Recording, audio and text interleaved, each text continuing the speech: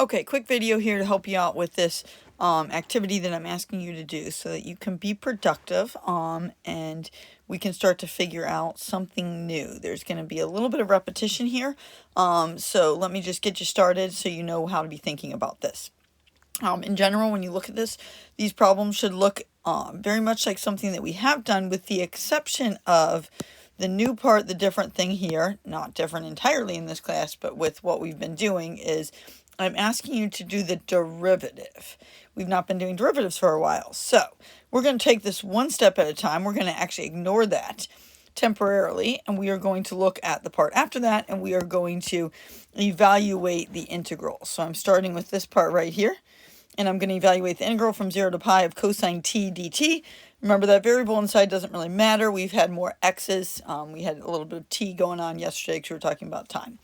So how do I evaluate that? Well, I can do area, but I don't have a nice graph.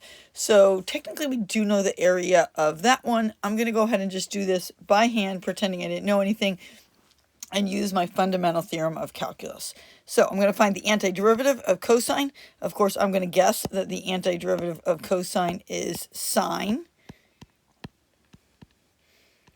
And then I'm going to take a minute and check my guess. Does the derivative of sine end up giving me cosine? And the answer is yes, it does. So I don't have to do a negative, because in fact, if I did a negative sign, the derivative of negative sine would be negative cosine. So just a quick check on that, because I know we have some negatives going on with the trig. I'm going to evaluate that from 0 to pi. And then just a note to myself, I am going to do the derivative of the result of that. So just revisiting that in a minute. So I'm going to evaluate sine at pi and at 0. So that's going to give me sine of pi minus sine of 0, evaluating the upper and the lower limit of integration, subtracting the 2. Sine of pi, I'm on my unit circle. Sine of pi is over here. The y value is 0. Sine of 0 is also 0. So that whole thing ends up being 0. I'm doing the derivative of that. A lot of zeros at the end. Talk yourself through. Obviously, you're not always going to get 0. That's just what I got with those trig values. Answer is 0. There's 2 more for you to do there. And then a notice. What are you seeing happen?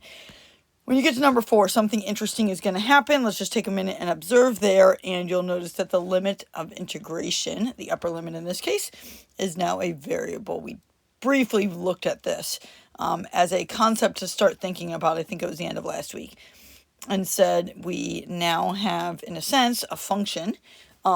If we were to put on f of x, if I were to say let's put f of x there and then get rid of the derivative notation, we have a function that's describing the area underneath a different function. So that is a thing that we can start to think about. For now, we're just going to do the thing I'm asking, which is we're going to do the derivative of an integral. So again, going to focus on that right there. Ignore the derivative part temporarily. So once again, I'm asked to find the antiderivative of cosine, or that's the strategy I'm going to use. Fundamental theorem of calculus tells me to find the antiderivative of the inside function, plug in the upper and the lower limits of integration. Remember, I'm not plugging into this function. That's not what my fundamental theorem of calculus tells me. So antiderivative of cosine, we already established that that was sine. I'm going to evaluate that at 0 and x.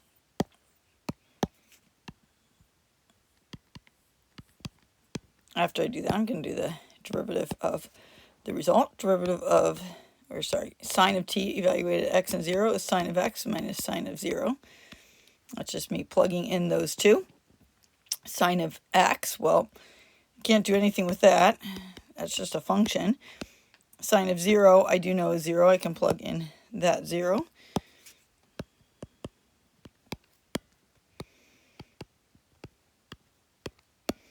I'm doing the derivative of that answer. So now I'm ready to do the derivative. So derivative of sine of x. Well, that gets me cosine of x. Derivative of a 0. I have a subtraction, so I can do the derivative of these two terms separately. And derivative of 0, last time I checked, was 0. So obviously I don't need that. Final answer there is cosine x. Left you some space because those are going to take a little bit of time. Like I said at the beginning, this is going to be a little bit of repetition. Please, please, please. Obviously, you don't have to rethink the antiderivative every time. If you have cosine inside, we've established that that is going to give me an antiderivative of sine. I need you to plug in the upper and the lower limits of integration. I need you to think through the rest from there. So please, please observe as you're going across each row, you're going to notice some patterns.